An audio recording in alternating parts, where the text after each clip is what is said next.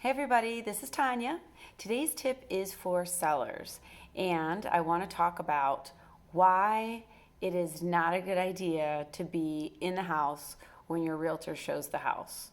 So, number one, the buyers are very uncomfortable with that.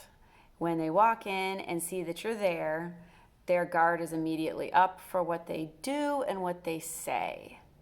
Number two, the buyers want to picture themselves in your home. As much as it's been your home and it is currently your home, you want the buyer to come in and picture themselves in every part of the house.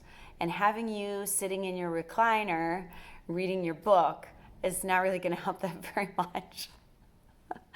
Number three, there might be things that the buyer isn't crazy about in your house that they'd like to talk freely to their buyer's agent about. And if you're sitting there, even if you're 2 rooms away, the buyer knows that you're there, and they're just, again, it's just going to put that whole feeling of discomfort in the air.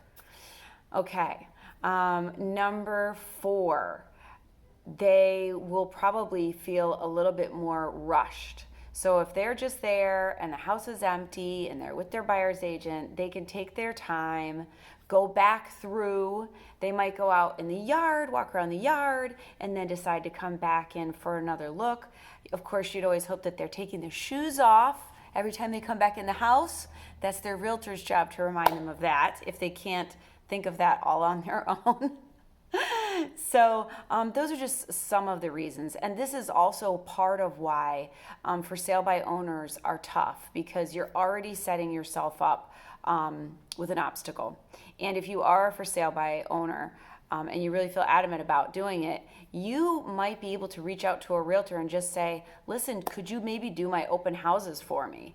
And I bet you that you could find a realtor that would be open to doing that if in trade they maybe were able to take that list of sign-ins and guests to the open house with them, and that may be all that they ask.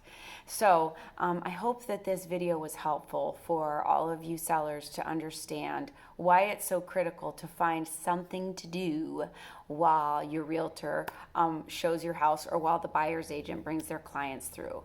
Go to dinner, walk the dog in a different neighborhood too. Don't walk the dog back and forth in front of your house. So I hope this helps. This is Tanya with today's seller tip. Over and out, and I'll see you for the next one.